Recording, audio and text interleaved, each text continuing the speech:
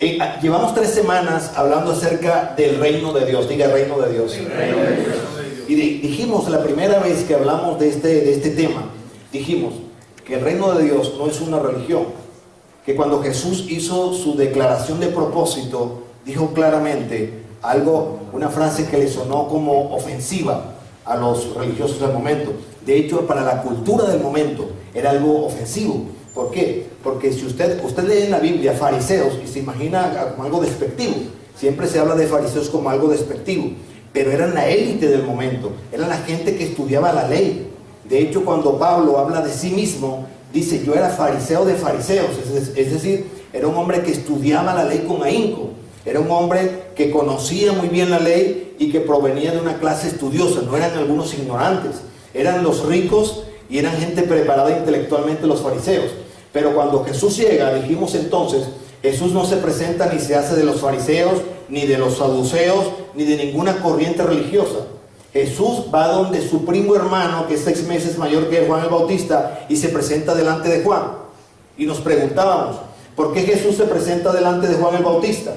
Juan el Bautista había dicho ya: el reino de los cielos se ha acercado, el reino de Dios está cerca, el reino de Dios ya viene, anunciando lo que yo definía con mis propias palabras como la cultura del cielo vivida en la tierra, como el reino que el hombre perdió por razón del pecado y que Cristo vino a rescatar por su sangre preciosa para entregárnoslo a nosotros, para devolvernoslo a nosotros. Por eso es que dice la palabra que cuando Cristo nos salva en la cruz del Calvario, cuando Cristo muere en la cruz del Calvario, dice la palabra, nos redime de la maldición del pecado. Y si usted revisa en el libro de Deuteronomio la lista de maldiciones, ahí estaba enfermedades, ruina económica, mujeres estériles, todo tipo de maldiciones. Hay una lista grande de maldiciones. Cuando dice la Biblia que Cristo nos redimió, está en pasado, diga, está en pasado. Es un hecho pasado, es un hecho que ya se dio en la eternidad, es un hecho que ya está realizado. Y nos corresponde a nosotros tomar por fe aquello que Dios ya hizo por nosotros a través de Jesucristo. Nos corresponde por fe. Nos corresponde a nosotros apropiarnos de la calidad de hijos que tenemos. Entonces decíamos, Jesús insultó a los del momento porque dijo: arrepentíos, porque el reino de los cielos está aquí. Y esa palabra arrepentíos, estudiamos entonces, tiene que ver con cambien de mentalidad. En otras palabras, lo que usted ha aprendido hasta hoy, lo que han estudiado en la religión, todos aquellos ritos que habían hecho hasta entonces para alcanzar a la deidad, no sirve. No sirve porque el hombre no puede alcanzar a Dios. El hombre tiene que ser alcanzado por Dios. El hombre tiene que ser tocado por Dios. Cuando el hombre busca alcanzar a Dios, está practicando una religión. Y decíamos entonces hace 3 semanas que las religiones se han encargado en el nombre de Dios de cometer todo tipo de genocidios. Que cuando una persona se pone bombas encima y va y se inmola delante de un edificio y mata a 200, dice por Alá, es una religión. Y que las cruzadas mataron miles de personas. Y que en el nombre de Jesús se mataban muchas personas. Y que el poder de la religión es increíble. Y que la religión ha controlado la humanidad por mucho tiempo. Y que precisamente los religiosos fueron los que mataron a Jesús. Fueron los religiosos los que lo mataron porque no podían aceptar el hecho del discurso de Jesús. Y Jesús por eso no se le ve con ningún tipo de religioso. Jesús, como dice la Biblia, estaba con publicanos, con prostitutas y con gente que por allí nada tenía que ver con los religiosos. Jesús no escogió entre sus 12 a la gente del Sanedrín. Jesús escogió gente, pescadores, gente del común, que ni siquiera hacían parte de una clase religiosa, simplemente eran hombres respetables, respetuosos de la ley. Y Él los formó, los discipuló en la cultura del reino. Pero se da uno cuenta que después que Jesús termina ese ciclo que aparece en los evangelios, Él se ocupa 40 días, diga 40 días, de afirmarles acerca del reino de Dios. 40 días se ocupó de afirmarles todo aquello que ya les había dicho, de repetirle todas aquellas cosas que Él ya les había instruido. Y se encuentra uno en el libro de Hechos, capítulo 1, y luego en el verso 2, que desde el capítulo 2, comienza una serie de milagros de los discípulos. Cosas sobrenaturales comienzan a ocurrir entre los discípulos y comienza el evangelio a multiplicarse de una manera increíble. Y yo recité, como lo hago siempre, porque es uno de mis versos preferidos en el libro de Hechos, uno de mis pasajes preferidos, Hechos 2, 43 a 47, cuando dice, habla de la vida de los primeros discípulos, dice, tenían todas las cosas en común, dice, partían el pan en las casas juntos, dice, perseveraban en la doctrina de los apóstoles, dice, se reunían en el templo cada día con alegría y sencillez de corazón. Y luego dice, finalmente, y Dios añadía los que habían de ser salvos. Es decir, la calidad de vida que los discípulos mostraban era una calidad de vida atractiva. No era una bola de mojigatos religiosos que no producía ningún tipo de atracción. Era gente atractiva, era gente cuya calidad de vida llamaba la atención. Y por esa calidad de vida Dios tocaba el corazón de las personas y la gente decía, yo quisiera ser como ellos. Y por eso dicen los estudiosos que si el evangelio hubiera continuado así, como iba en la iglesia primitiva, en el año 300 por lo menos, ya la humanidad entera hubiera sido evangelizada, ganada para Cristo. Pero hubo algunas interrupciones de carácter histórico de las cuales no es la idea de compartirles.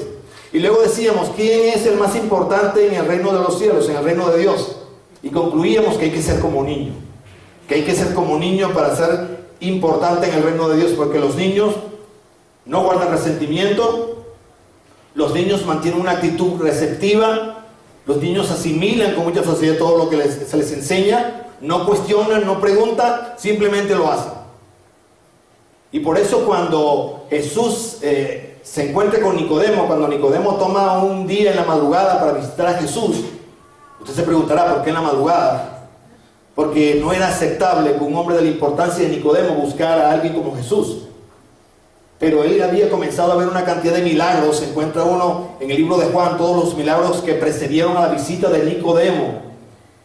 Y Nicodemo, llamado por la curiosidad y al ver todo aquello que Jesús hacía, los milagros que hacía, lo que hablaba, se acercó a Jesús en secreto y le preguntó, ¿qué tengo que hacer? Y es cuando Jesús le dice, tienes que nacer de nuevo. Es cuando la famosa pregunta de Nicodemo, ¿es que tengo que meterme en el vientre de mi madre de nuevo? Él dice, no, tienes que nacer del agua y del espíritu. Tiene que haber un cambio de mentalidad, afirmando aquello que ya le había dicho a los fariseos. Arrepentidos, cambien de mente, esto no funciona así. Y eso no está lejos de la realidad ahora mismo. Tenemos que cambiar de mentalidad. Tenemos que permitir que la vida del reino permee nuestras vidas. Tenemos que dejar a un lado la actitud religiosa de congregarnos una vez a la semana y vivir una vida como cualquiera y luego el sábado como que nos enchufamos nuevamente. No, así no tiene que ser. Usted puede vivir cada día de su vida, cada momento de su vida, cada circunstancia de su vida, en cada aspecto de su vida, usted puede vivir la vida del reino. En su trabajo, en su familia, en su comunidad, sus finanzas, todo aquello, la vida del reino. Y hoy vamos a hablar de un tema bien delicado. Se llama las relaciones en el reino de Dios. ¿Cómo son las relaciones en el reino de Dios? Y yo le invito a que vaya conmigo a un pasaje que se encuentra en el libro Primera de Juan, capítulo 1, versículos 5 al 7. Vaya a su Biblia, por favor. Raye su Biblia con resaltador. Repásela. Retóquela. Tome nota, porque esto es importante para su vida. Usted no sabe, hay un hombre que se llama Joseph McDowell, que escribió un libro acerca de relaciones, y este hombre ha alcanzado a ser asesor de presidentes de los Estados Unidos por la sabiduría con la que escribe. Pero Joseph McDowell es un hombre que escribe con base en lo que dice la Biblia. El hombre le da un perfil bien centrado, bien pro reino de Dios, y ha sido llamado por varios presidentes ya para asesorar porque es un experto en relaciones. Y déjeme decirle, nuestro Dios es un Dios de relación. Diga, nuestro Dios es un Dios de relación. Dice Primera de Juan capítulo 1 versículos 5 al 7. Este es el mensaje que hemos oído de Él y os anunciamos. Dios es luz y no hay ningunas tinieblas en Él. Si decimos que tenemos comunión con Él, dígame bien lo que dice el pasaje. Si decimos que tenemos comunión con Él y andamos en tinieblas, mentimos y no practicamos la verdad. Dios es luz y no hay ningunas tinieblas en él. Si decimos que tenemos comunión con él, o sea, unión íntima con él, caminar en un mismo sentido con él, y andamos en tinieblas, mentimos y no practicamos la verdad. Dice el verso 7. Pero si andamos en luz, diga, si andamos en luz, como él está en luz, tenemos comunión unos con otros, y la sangre de Jesucristo su Hijo nos limpia de todo pecado. Mira el verso 7 tiene algo clave: comunión unos con otros, comunión con Dios. Pero recuerda lo que dice el Padre nuestro: perdona nuestras ofensas como perdonamos a los que nos ofenden. Necesitamos tener comunión los unos con otros para tener una buena comunión con Dios. Si no tenemos comunión los unos con los otros, no podemos tener una buena comunión con Dios. Por eso dice este pasaje bíblico que andaríamos entonces en tinieblas. Y por eso se nos advierte: mucho cuidado. Mira que la luz que tú piensas que tienes no sea tinieblas. Mira que todos esos pretextos que tienes para no relacionarte no sean sino tinieblas en ti. Y tienes que andar en luz. Es necesario que andes en luz porque tu Señor anda en luz. Mire, la presentación de Dios al hombre siempre ha sido y será desde el ángulo del amor. Juan 3:16 dice un verso, es un verso clave que mucha gente se sabe y que mucha gente recita al pie de la letra. De tal manera Dios amó al mundo. Dios amó al mundo. Cuando dice la Biblia que Dios amó al mundo, quiere decir que Él no hizo acepción de persona. Blanco, amarillo, colombiano, puertorriqueño, venezolano, peruano, como quiera que sea. De tal manera Dios amó al mundo que dio a su Hijo unigénito para que todo aquel que en Él cree no se pierda, mas tenga ¿qué? Vida eterna. ¿Cuál fue la motivación de Dios para salvarnos? Diga, el amor. Diga, el amor. Por eso Juan 3:16 lo aclara. La motivación de Dios no fue la fe. La motivación de Dios no fue el poder. La motivación de Dios para salvarnos fue el amor. Es tan grande, inimaginable, inentendible y sobrenatural el amor de Dios, que conociendo al hombre, no escatimó entregar a su propio Hijo con tal de salvarnos, para que nosotros vivamos la calidad de vida que Él ofrece, viviendo en el amor de Dios. A nosotros se nos salvó, se nos rescató, para que vivamos en el amor de Dios. En el amor de Dios. La única manera de que podamos amar sobrenaturalmente es viviendo en Él. Es la única manera. Una congregación llena de fe podría dividirse, pero una congregación llena de amor no se puede dividir. Y nosotros somos una congregación llamada a vivir en el amor. Yo siempre repito, y lo digo continuamente en las reuniones de liderazgo, y se lo digo a la congregación cada sábado: si nosotros adquirimos la calidad de vida sobrenatural que Dios ofrece para vivir en comunión, no va a haber lugar en Calgary que nos pueda acoger de tanta gente que va a venir, porque el amor es lo que atrae a la gente. Es el amor lo que hace que la gente venga. Si nuestra iglesia, porque voy a hablar de la congregación Generación 42, está fundada en aquello que motivó a Dios, entonces, sin importar lo que pueda pasar entre nosotros, tendremos la habilidad sobrenatural de permanecer. Porque lo que hace que no permanezcamos es el que nos, como algún amigo lo decía, un término muy costeño, no sé de qué lugar, enturuñamos muy fácilmente. ¿Sabes lo que significa enturuñarse? No me caes bien, no me parece que me mires así, me dijiste algo que no me gustó, no me acogieron como quería, me parece que tú no. Eso es lo que hace que nosotros no permanezcamos. Por eso tanta gente va y viene de la iglesia, porque la gente tiene, nosotros como hijos de Dios tenemos que comprender el propósito para el cual fuimos salvados. Salvados para vivir una calidad de vida sobreabundante. Diga, sobreabundante. Esa calidad de vida sobreabundante me permite tener una vida que manifieste el amor de Dios por encima de lo que sea, expuesto a que me dañen. Tengo que estar expuesto a que me dañen, porque somos seres humanos. El libro de Santiago bien claro lo dice: si alguno no ofende de palabra es varón perfecto. O sea que usted es ofendido y usted también ofende. Eso sucede con mucha frecuencia. Mire, el amor de Dios hace que veamos a la gente de la manera en que Él la ve, y hace que nosotros creamos en el potencial de otros, en la manera en que Él lo hace, porque Él llama a las cosas que no son como si fuesen. Usted se acuerda cuando, usted que lee mucho la Biblia, usted se acuerda cuando Dios llegó a Gedeón, cuando el ángel de Jehová se presenta a Gedeón, que Gedeón está escondido sacudiendo el trigo, porque los madianitas venían, cada vez que había siega, los madianitas venían y se robaban el trigo y se llevaban todo. Gedeón estaba escondido, era un muchacho cuyo papá levantaba imágenes, y el muchacho era un pusilánime, era un cobarde.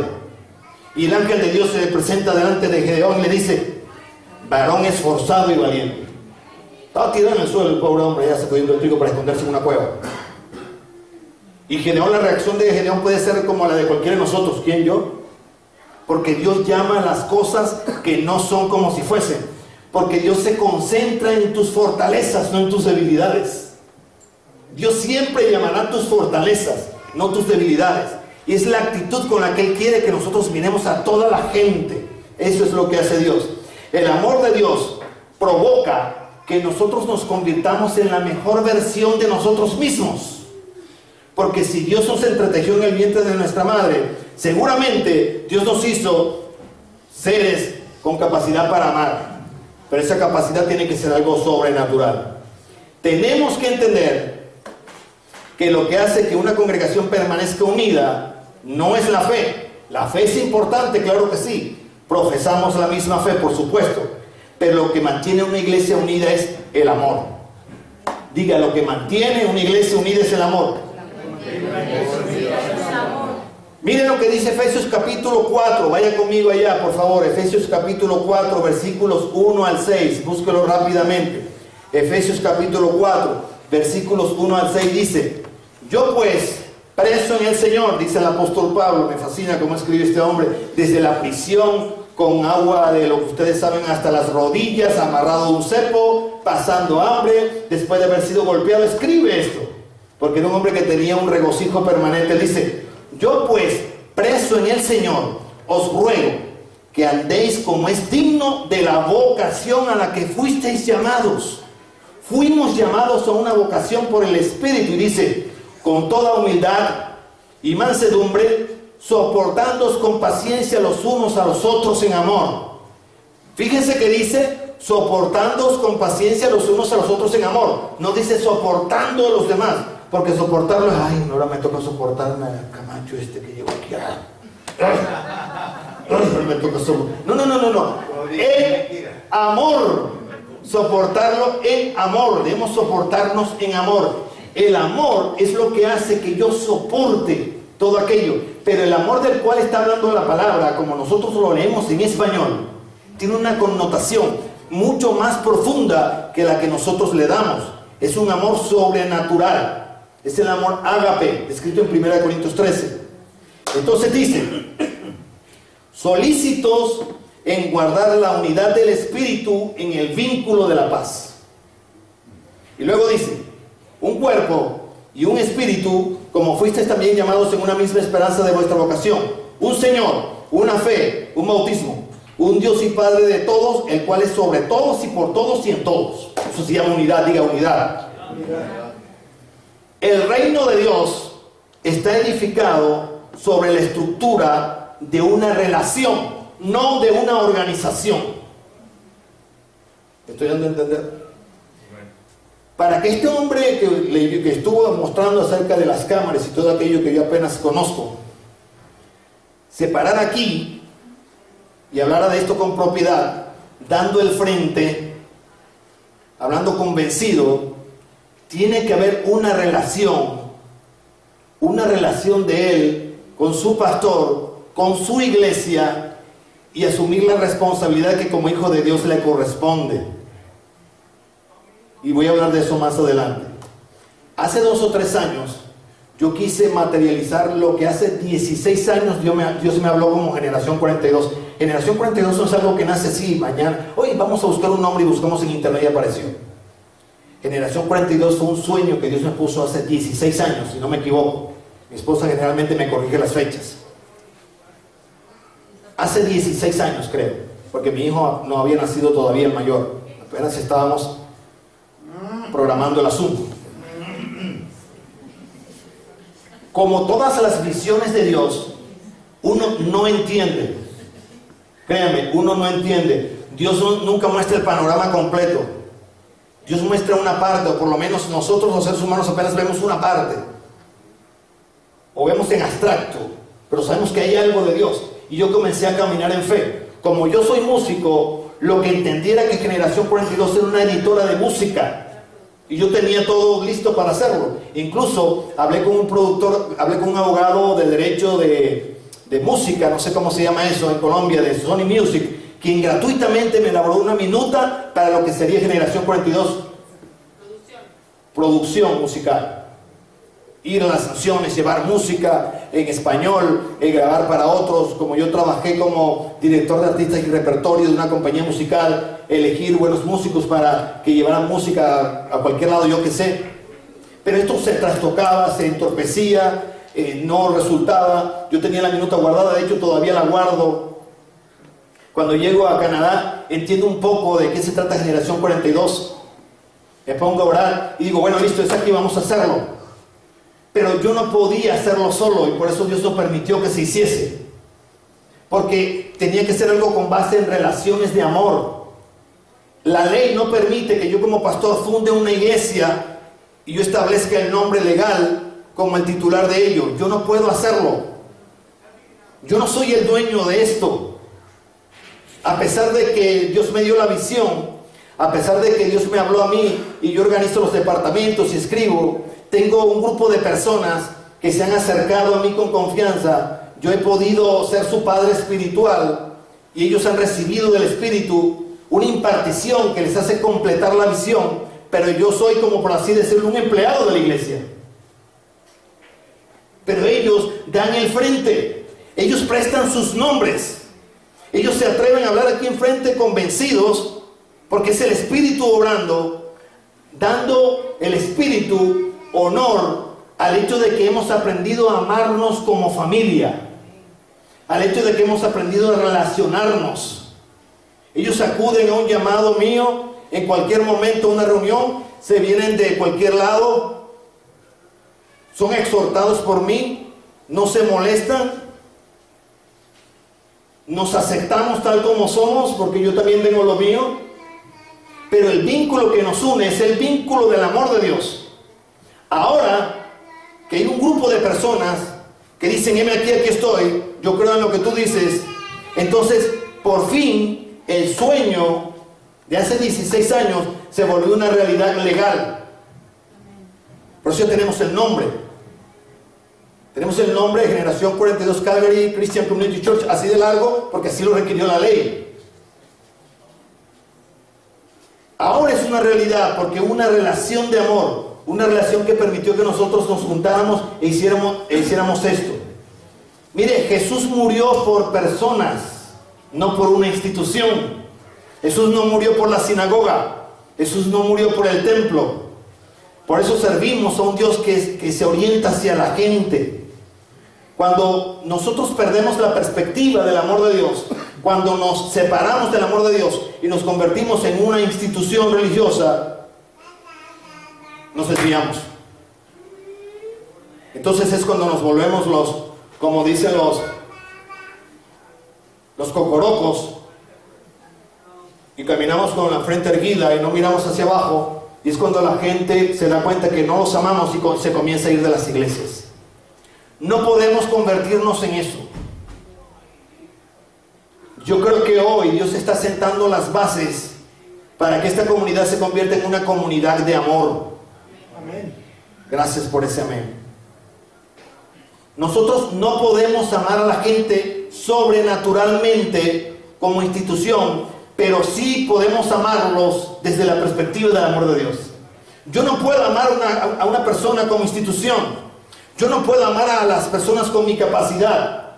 Yo tengo que reconocer mi pobreza espiritual. Yo tengo que entender que Edgardo Lacera es una persona que tiene 5 niños todavía pequeños, que vive en un país algo complicado para mí porque no es mi primera lengua, y que la única forma de poder atender a la gente que está a mi alrededor es buscar la presencia de Dios, conocer el amor sobrenatural de Dios para mí, y que yo me convierta en un vocero del amor de Dios, porque vivo sobrenaturalmente. Pero esa vida sobrenatural no es solamente para mí, es para usted también. Dile que tiene al lado, es para ti también. Ahora, ¿cómo podemos saber si estamos amando con el amor de Dios? La primera regla que existe acerca del amor de Dios es que es imposible amar a alguien con el amor de Dios estando ofendido. Diga, uy, shit. Es imposible amar con el amor de Dios si estamos ofendidos. Y yo le voy a decir por qué. Usted no puede decir que está en el amor de Dios si es una persona susceptible a las ofensas.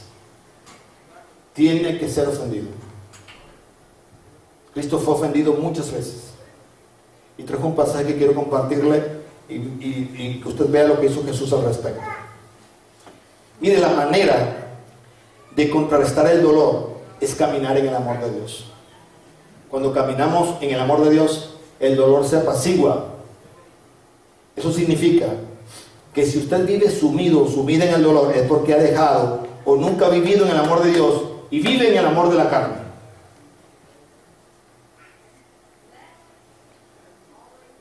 Todo el mundo hace silencio. ¿Cómo es el amor de la carne? Exacto. Yo te amo porque tú me amas. 50 y 50. Me caes bien. Pastor fulano me cae mal. Eso no cabe aquí. Eso no cabe aquí. El día en que hay un desacuerdo entre usted y esa persona, se acabó. Te dejo de amar porque no estoy de acuerdo contigo. Ábrete del parche. ¿Verdad? El amor del hombre tiene un interés propio. El amor del hombre es egocéntrico. El amor de Dios no espera eso. El amor de Dios se da a cambio, sin nada. Uno de los grandes escollos que vivimos en el seminario de Fireproof, aquí hay algunos participantes y también algunos facilitadores, es que cuando llegamos al perdón, se arman unas discusiones de Padre y Señor nuestro en los grupos. ¿Por qué? Porque nosotros no tenemos la capacidad de perdonar. Porque nosotros decimos, voy a ver si lo perdono, ¿verdad? Voy a ver si la perdono. Y pensamos que el tiempo trae perdón y el tiempo no trae perdón. Y pensamos que el perdón es olvido y el perdón no es olvido. Y lo repito, perdonar es comprometerme conmigo mismo y con la persona a la cual decido perdonar, que no voy a recordarle más la ofensa. Hay una herida que se convierte en cicatriz, y como les decía, yo tengo una aquí bien grande. Me acuerdo de ella porque fue un día que mi hermano me empujó y me cogieron 30 puntos. Me acuerdo de ella porque la tengo ahí, pero me toco y no me duele. Recuerdo lo que me pasó, pero ya no me duele. La recuerdo para saber lo que me pasó y reiterar mi compromiso de perdón. Así son las heridas en el corazón cuando se ven desde la perspectiva del amor de Dios. Ahí está la cicatriz. Amar en la carne nos lleva irremisiblemente a amar desde nuestro pasado y desde nuestro dolor y desde nuestra experiencia. Tenemos una experiencia pasada. A mí me pasó en la otra iglesia. Ay, yo llego a la iglesia a las 6:30 punto, a las 6:30 salgo corriendo.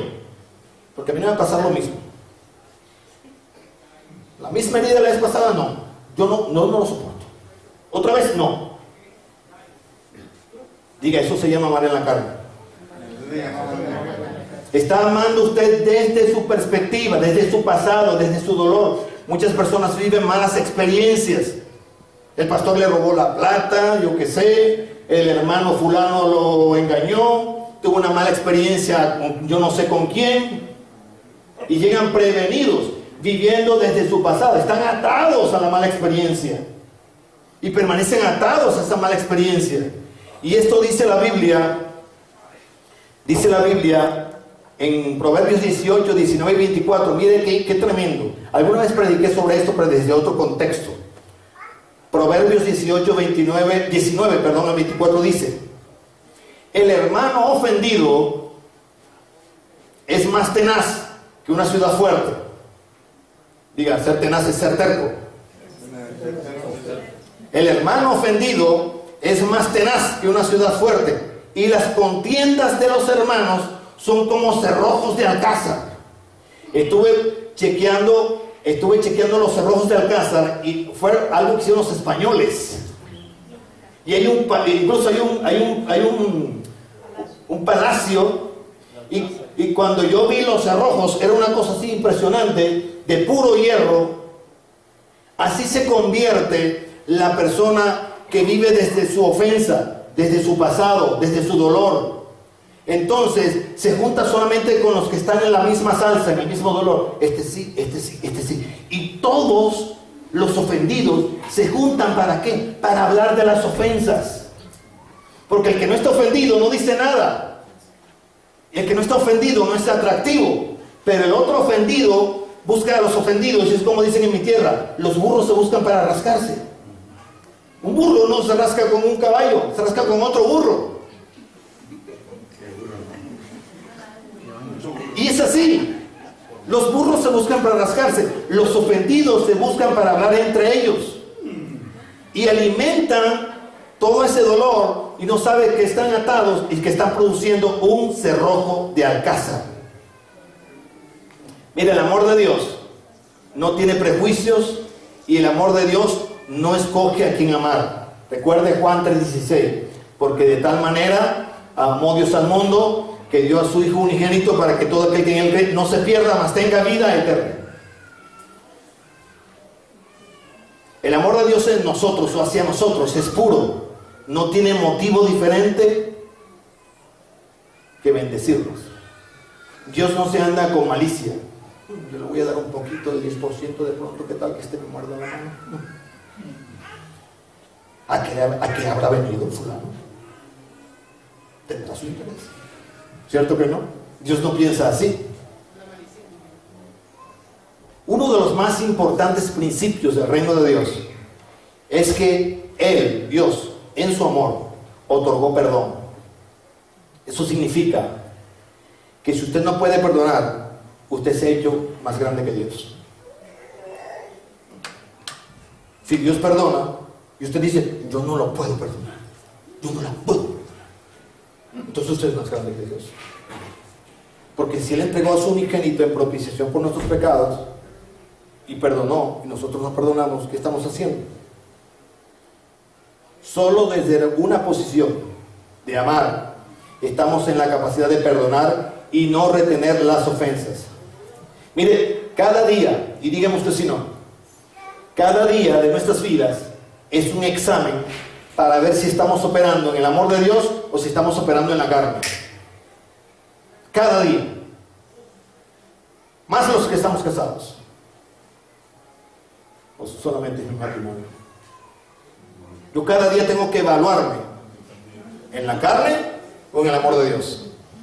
¿Estoy evaluando a mi esposa desde la perspectiva del juicio del hombre, o estoy evaluando a mi esposa desde la perspectiva del amor de Dios? Pregúntese usted: ¿estoy evaluando a mi esposa o a mi esposo desde la perspectiva de la carne o desde la perspectiva del amor de Dios? ¿Estoy juzgando en el amor de Dios o en el amor de la carne? Y verá cómo le va a ver en el examen. Algo importante que quiero compartirle: cualquier relación, diga cualquiera, cualquier relación que no incluye intimidad es sencillamente mecánica. Los prejuicios y el temor nos hacen tener relaciones superficiales. Llegamos a la iglesia, ¿Ustedes saben por qué yo tomé ese término de hermano y lo abolí? No porque no seamos hermanos, claro que somos hermanos. Todos aquí son mis hermanos en Cristo. Pero yo lo abolí porque alguna vez un pastor me contó una historia de la iglesia que tenía. Todo el mundo llegaba mecánicamente a orar y oraban 2-3 horas antes del servicio. Y hola hermano, hola hermano, hola hermano, hola hermano. De pronto alguien dejó de venir y quedó el puesto vacío. Y el pastor anunció desde el púlpito: el hermano Plutarco Pacheco murió la noche anterior. ¿Quién era ese Plutarco Pacheco? El hermano que se sentaba al lado de José. El hermano, se murió. Sí, se murió. Se murió el hermano. Nadie supo el nombre, tenía 15 años de estar yendo a la iglesia. No.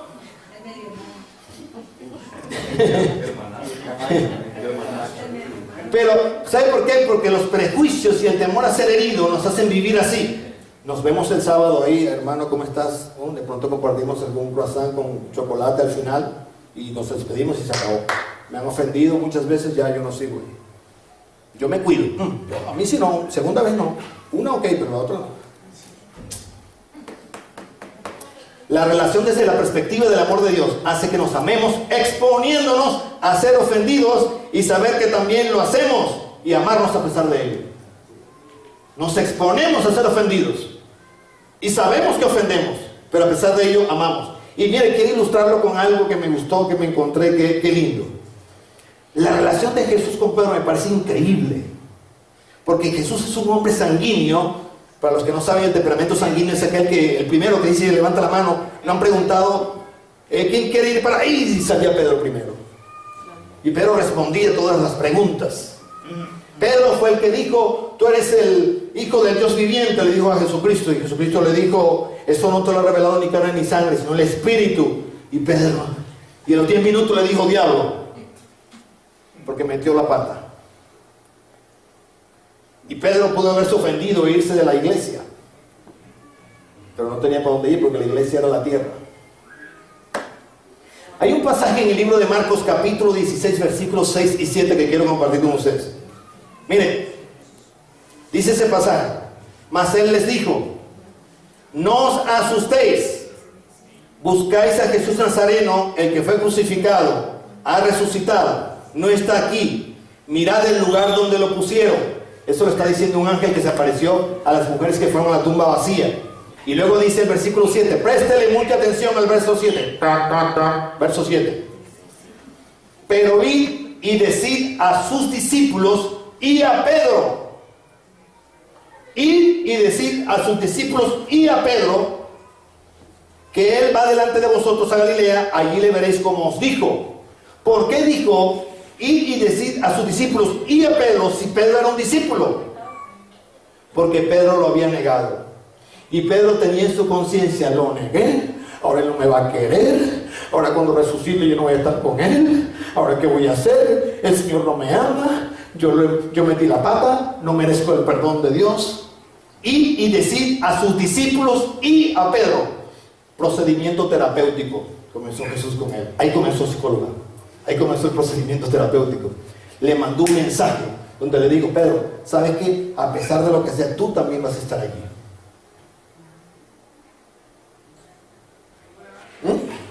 Pero mira lo que dice luego el libro de Juan, capítulo 21, versículos 15 al 19. Continúa el proceso terapéutico de restauración para Pedro. Juan 21, 15 al 19. Mira lo que dice. Ya Jesús había aparecido, ya Jesús estaba con ellos, y dice: cuando hubieron comido, Jesús dijo a Pedro: Simón, hijo de Jonás, ¿me amas más que estos? Si Pedro no hubiera comenzado el proceso terapéutico en el cual el amor de Dios se convertía en una revelación, Pedro hubiera dicho: claro, porque el responde fácil ya no estaba allí. Ahora estaba un hombre quebrantado. Ahora estaba un hombre que había sido restaurado por el amor de Dios. Entonces él le dijo: sí, Señor, tú sabes que te amo. Él le dijo: apacienta mis corderos.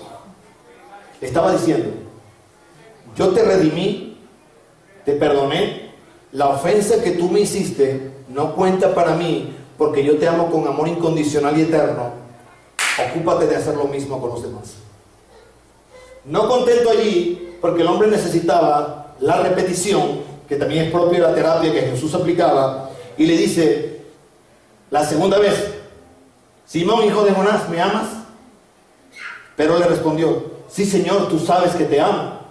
Le dijo: pastorea mis ovejas. Sigue Jesús comiéndose como un pan francés, me vino, algo y tal. Dice, tercera vez: Simón, hijo de Jonás, ¿me amas?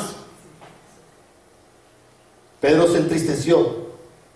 Esta vez se entristeció de que le dijera la tercera vez: ¿me amas? Y respondió: Señor, tú lo sabes todo. Qué bonito, ¿verdad? Le estaba revelando el amor de Dios. Recuerda lo que dice la palabra: busquemos primeramente el reino de Dios y su justicia, y lo demás. Y recalcaba hace 2 semanas o la semana pasada, la justicia de Dios nos permite vivir en una dimensión distinta de lo que es la justicia para nosotros, el concepto de justicia, porque nuestros pecados fueron imputados en la persona de Jesucristo. Entonces ahora vivimos conforme a la justicia de Dios.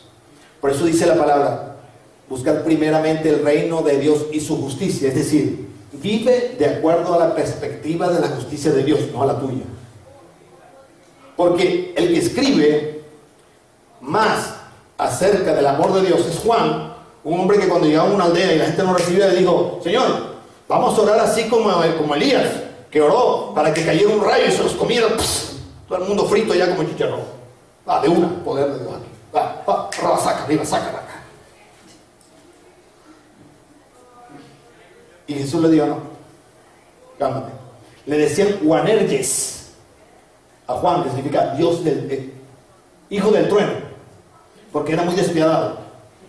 Pero cuando Juan es tocado por el amor de Dios, empieza a escribir del amor de Dios como ningún otro discípulo lo hace, porque entendió lo que era vivir en la justicia de Dios.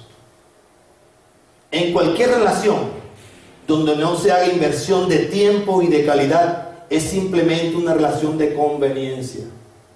Nosotros como iglesia no estamos llamados a tener relación de conveniencia. Por eso yo me autoinvito a las casas a comer, no porque tenga hambre, no porque en mi casa no haya comida. A veces cruzo la ciudad completa para ir a la casa de uno de ustedes, dejando a mis chiquitos en la casa, que mis hijas no se acuestan hasta que yo no llego. Tengo que venirme rapidito porque mis hijas no se acuestan hasta que yo no llego, porque tienen que esperar a orar conmigo. Y me oyen llegar y gritan que ya llegué, y hasta que yo no oro por ellas no se duermen. Obviamente que tienen una hora después de recreación, en la que tengo que llamarles la atención.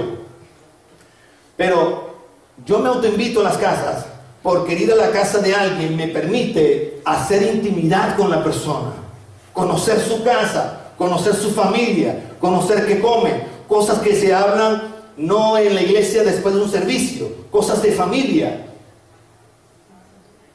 Porque he entendido de Dios que intimar con ustedes me permite crear relaciones sólidas. Por eso el grupo que se acerca más no es porque sean de una parte de la geografía del país de origen, porque sean costeños o no, porque recuerde que a Jesús se le acercaron los pescadores, porque entre ellos mismos comenzaron a pasarse la corriente, y entre ellos mismos hablaban el mismo lenguaje, pero ese lenguaje era el del reino, y se fue extendiendo y extendiendo y extendiendo. No podemos ser una comunidad donde habemos 10 o 12.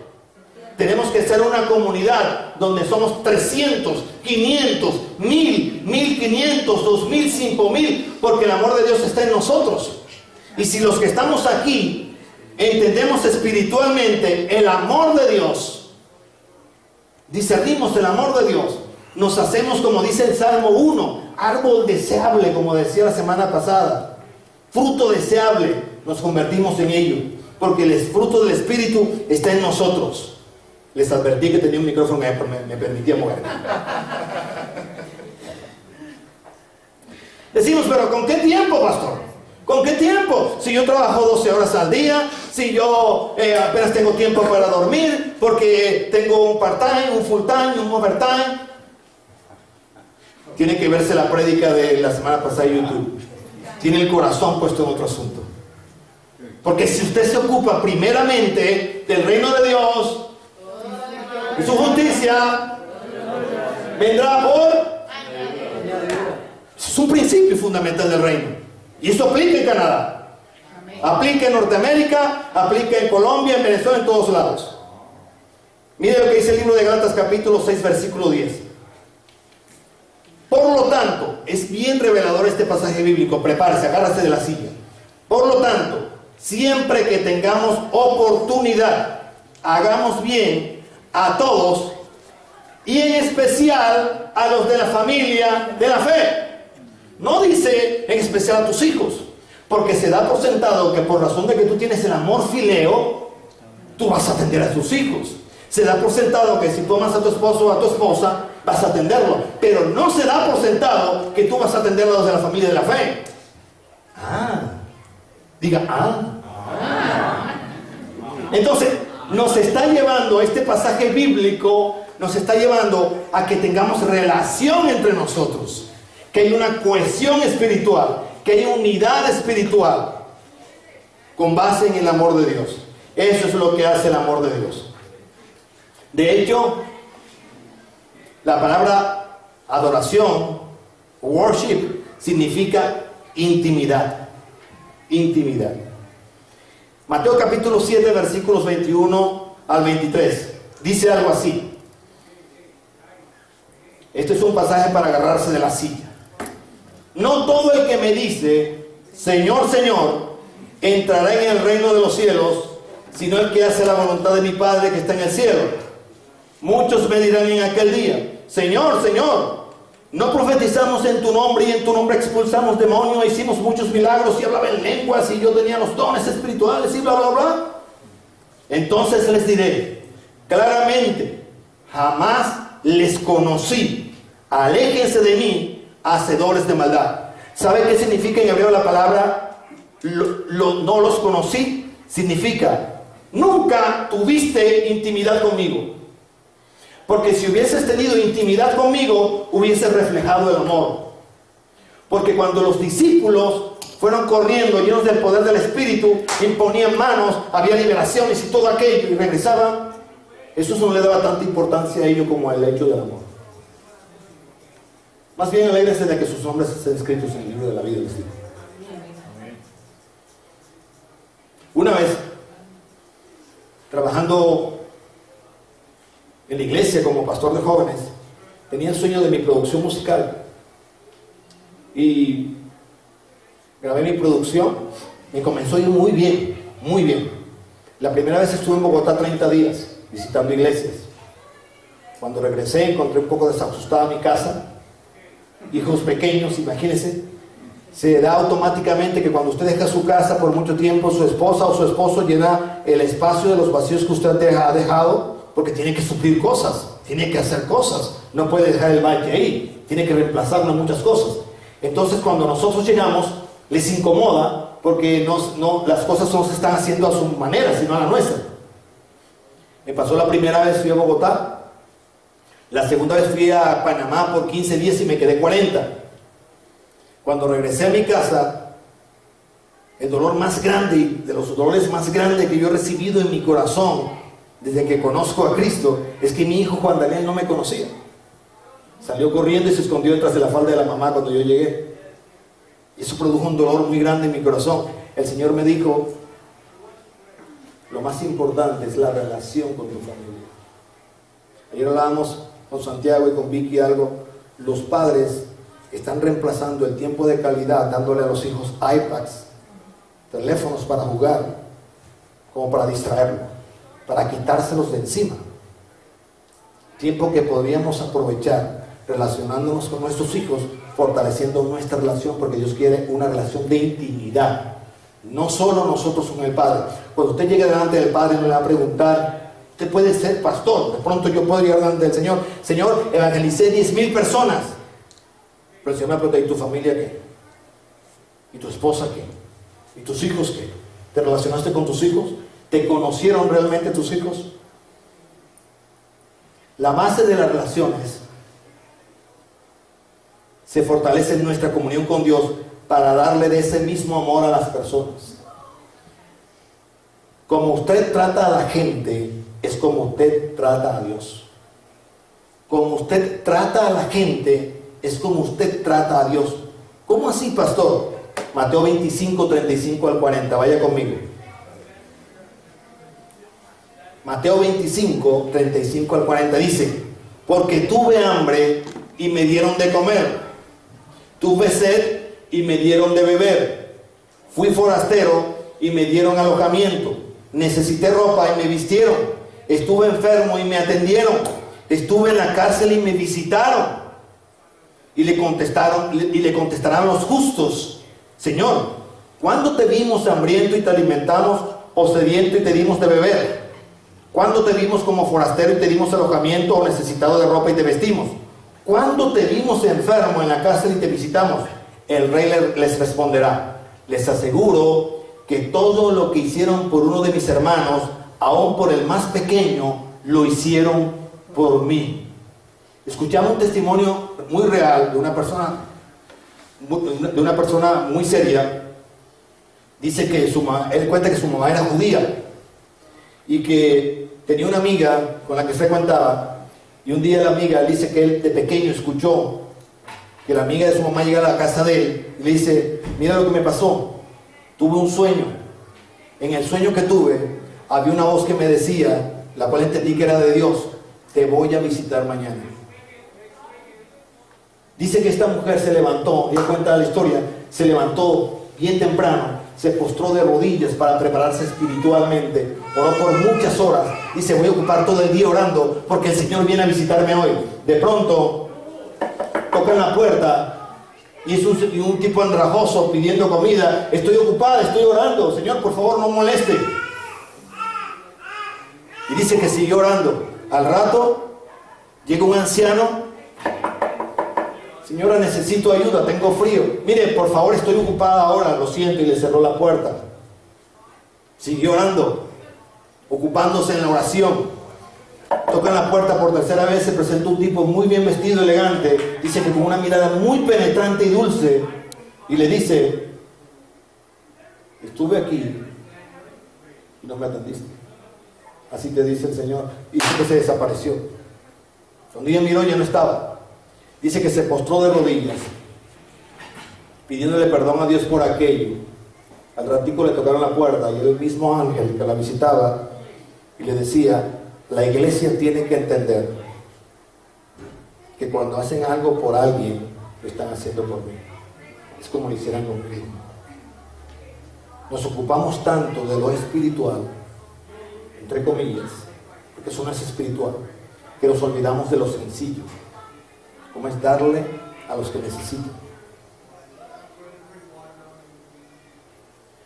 Si usted no ama a la gente, lo más probable es que no ame a Dios. Porque cuando usted ama a Dios, ama entonces como Él ama. Recuerde, de tal manera amó Dios al mundo que entregó a su Hijo unigénito, para que todo aquel que en Él cree no se pierda, mas tenga vida eterna.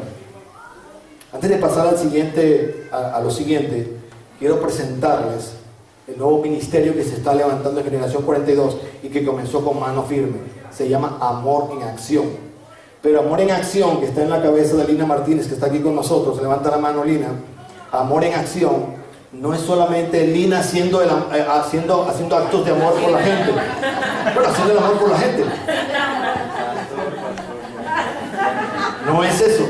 Amor en Acción ella solamente será el vehículo a través del cual nosotros vamos a manifestar amor en la gente. Vamos a rentar una bodeguita para guardar los enseres, cosas que estuvimos haciendo con mi esposa cuando estuvimos viendo en Glenmore. Guardamos televisores, mesas de noche, camas, colchones, y los íbamos dando de acuerdo a la necesidad de la gente. Vamos a hacer una bodega para rentarla y de ahí guardar todo. Usted, el que tenga un televisor que ya no use, un colchón que le sobre, una cama, le va a servir a mucha gente que recién llega. No para que la gente venga a la iglesia, no, porque si hace, bueno, entonces ahora vas a la iglesia y aquí está la dirección y tienes que ir. Y si la segunda semana dejas de ir, entonces ya no te damos más. No, recuerden, no nos cansemos de hacer el bien. Dice la palabra, no nos cansemos de hacer el bien. Es lo que la palabra dice.